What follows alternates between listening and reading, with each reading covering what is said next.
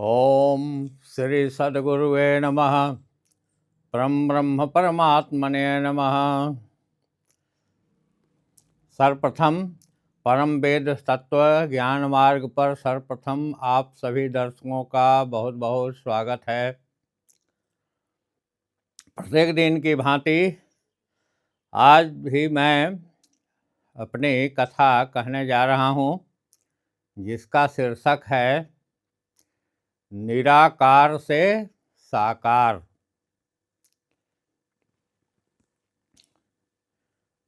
ब्रह्म निराकार से साकार कैसे है, आज विषय बहुत ही सुंदर है।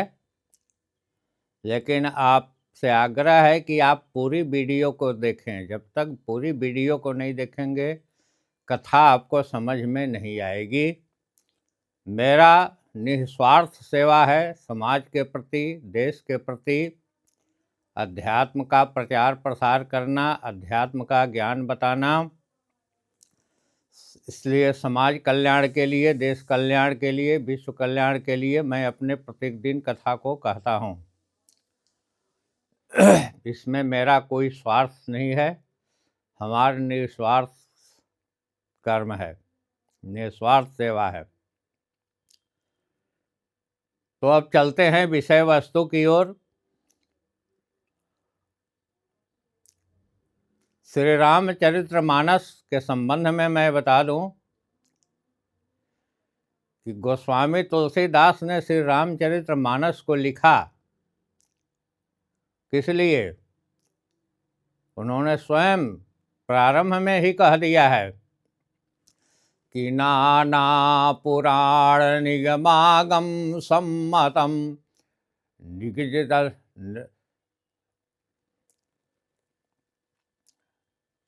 नाना पुराण निगमागम सम्मतम यद रामायणे निजितम क्वचिदन्यतोऽपि स्वान्तः सुखाय श्री रघुनाथ घाता भाषा मति मंजुलमापनोति। वेद पुराण आगम निगम और नाना पुराणों का सार तत्व उन्होंने लिखा है। स्वान्तः सुखाय, शारीरिक सुख के लिए नहीं। तुलसीदास ने स्वयं इशारा किया। स्वान्तः, स्वान्तः कौन है? वह आत्मा है जो शरीर में बैठा है। तो वह अंतःकरण की सुख ही नहीं, परम सुख के लिए उन्होंने श्री रामचरितमानस की संरचना की है। यह गोस्वामी तुलसी के दास के द्वारा लिखा गया अमूल्य ग्रंथ है। वह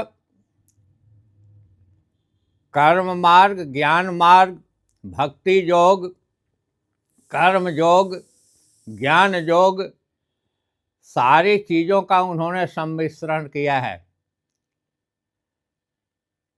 अब हम एक दिन कहा था,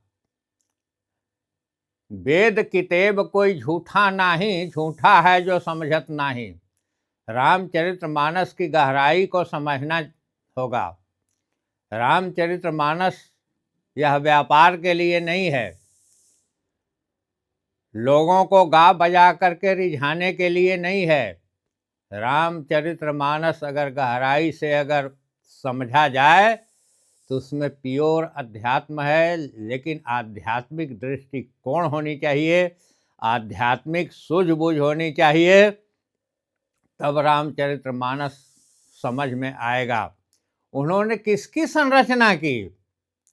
मन का विशेषण है मानस।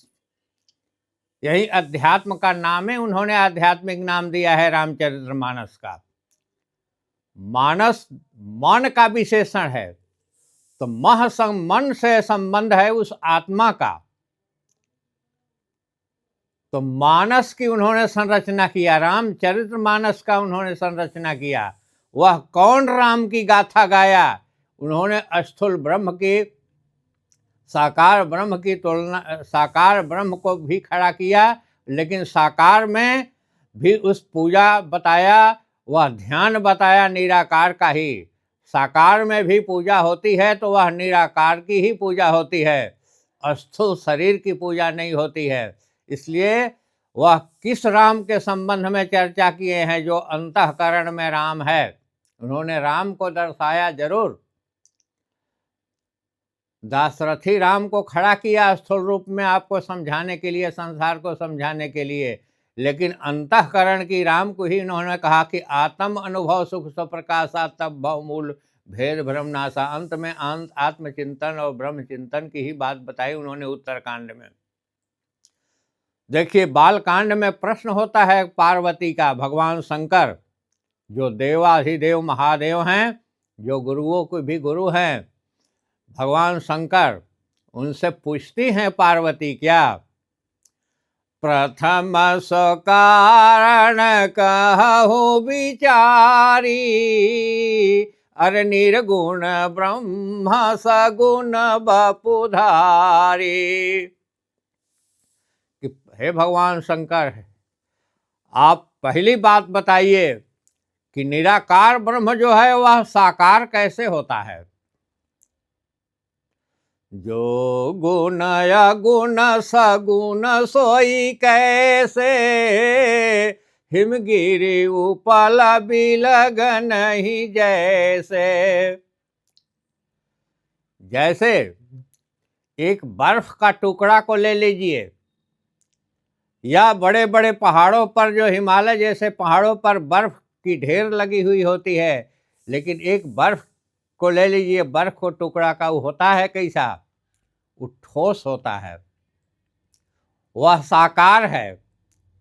लेकिन जब वो पिघल गया तो क्या हो गया, निराकार। पिघल करके वह पानी हो जाता है। पानी का कोई बनावट नहीं होता है, उसका रूप वही हो जाता है, जिस बर्तन में रख दीजिए वैसा ही उसका रूप होता है, नहीं तो निराकार है वह। तो वैसे ही निराकार जो है साकार रूप धारण करता है। विशेष परिस्थिति में अवतारवाद हुई है। 10 पूर्णावतार है, 14 खंडावतार है, पूर्ण अवतार 24 हुआ। भगवान कृष्ण ने भी आए धरातल पर तो उन्होंने कहा यदा यदा हि धर्मस्य ग्लानिर्भवति भारत, अभ्युत्थानं धर्मस्य तदात्मानं सृजाम्यहम्। जब जब धर्म की हानि होती है, धर्म की वृद्धि होती है, तो मैं अवतार लेकर धर्म की बीजारोपण करके मैं अवतार लेता हूँ आप, और अत्याचार और दुराचार को समाप्त करता हूँ। गोस्वामी तुलसीदास जी ने वही लिखा कि जब जब हो ही धर्म कय हानि, बाढ़हि असुर अधम अभिमानी, तब तब धरि प्रभु विविध शरीरा, हरहि कृपा निधि सज्जन पीरा। जब जब अधर्म फैलते हैं, धर्म का विनाश होता है, तो मैं धर्म की स्थापना के लिए मैं अवतार लेता हूँ। शरीरधारी रूप में आता हूँ और मैं धर्म की स्थापना करता हूँ। बंधुओं, आप समझने की कोशिश करें। आप राम की पूजा करें, विष्णु की पूजा करें, किसी भी देवी देवताओं की पूजा करें, स्थूल रूप गुरु की पूजा करें, मानव की पूजा करें, जिसकी भी आप पूजा करते हैं, आपका पूजा का संबंध होता है उसके अंदर जो निराकार सत्ता बैठा हुआ है, वह आत्मा की ही पूजा होती है। आत्मा की ही पूजा जो है ब्रह्म की पूजा है। तो मैं भी कहता हूँ, या गोस्वामी तुलसीदास जी ने भी कहा, कौन राम की पूजा करते हैं, कहा कि वह अंतःकरण में जो राम बना हुआ है। तो राम की, कृष्ण की जिसकी भी पूजाएं हुई उनकी आत्मा की पूजा हुई, जो निराकार सत्ता है। क्योंकि आप देखते हैं जितने शरीरधारी हैं, शरीर पर 4,84,000, ये सारे के सारे पूर्ण ब्रह्म हैं, सारे लोग पूर्ण ब्रह्म हैं। अवतारवाद भी होता है तो वह पूर्ण ब्रह्म होता है, लेकिन वह अवतारवाद जो है विशेष पूर्ण ब्रह्म का अवतार है, पूर्ण ब्रह्म का ही अवतार है, पूर्ण ब्रह्म का अवतार ही है। उनकी आत्माएं विशेष है, उनकी आत्माएं अवतारी पुरुषों की आत्मा नहीं, वे महान आत्माएं हैं जिनकी। और शेष जो धरती पर 4,84,000 है, ये उन्हीं का अंशी पुण्य ब्रह्म है। और जो अवतारवाद है, अवतार लेते हैं, वो महान आत्माएं हैं, इसलिए उनकी विशेष महत्ता है। साधारण व्यक्तियों से उनकी आत्मा महान है, इसलिए वो महान आत्मा कहलाते हैं। उनकी अवतारवाद से तुलना, उनकी अवतारवाद को स्वीकार किया गया है कि विशेष शक्ति उनमें उतरता है और उनकी आत्मा अति परम पावन है, सर्वोत्तम है, इसलिए उनकी आत्माएं हम लोगों के पूज्य हैं। आप जानते हैं ब्रह्मा विष्णु की भी पूजा करते हैं। आज ब्रह्मा विष्णु को आप देख रहे हैं? नहीं देख रहे हैं, लेकिन आज उनकी पूजा होती है कि नहीं? तो किसकी पूजा होती है? शरीर की पूजा होती है ब्रह्मा विष्णु शिव की। आज उनकी आत्मा की ही पूजा होती है। इसीलिए कबीर साहब ने भी कहा कि दे तीन तीन देव के सब कोई जाने, चौथा देव के मर्म न जाने, चार छोड़ पंचम पर धावे, कहे कबीर सो हमरे आवे।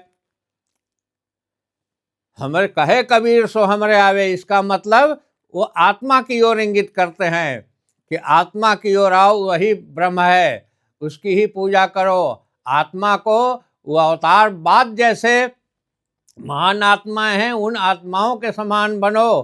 तुम परिष्कृत आत्मा बनो, गुरु की शरणागति लो, नहीं तो तुम वही हो जो रामायण में उन्होंने लिखा कि बिनु पग चलाए सुनय बिनु काना, कर बिनु कर्म करे विधि नाना, आनन रहित सकल रस भोगी, औ बिनु बानी बकता बड़ जोगी, तन बिनु परस नयन बिनु देखा, चहि घ्राण जिमि बास सेखा।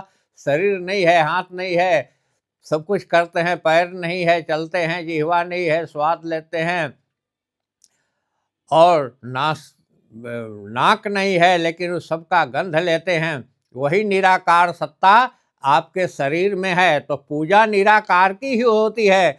चाहे आप डायरेक्ट निराकार की पूजा करें, चाहे साकार में पूजा करें, साकार में भी निराकार की ही पूजा होती है। आप कोई जीवंत की पूजा आप करते हैं, किसी मुर्दे की पूजा नहीं करते हैं। यही आत्मा जो है, आप देखते हैं अपने स्थूल शरीर को 5 कर्मेंद्रिय और 5 ज्ञानेंद्रिय, या आपकी 10 इंद्रिय मिलकर के शरीर का निर्माण हुआ है मानव।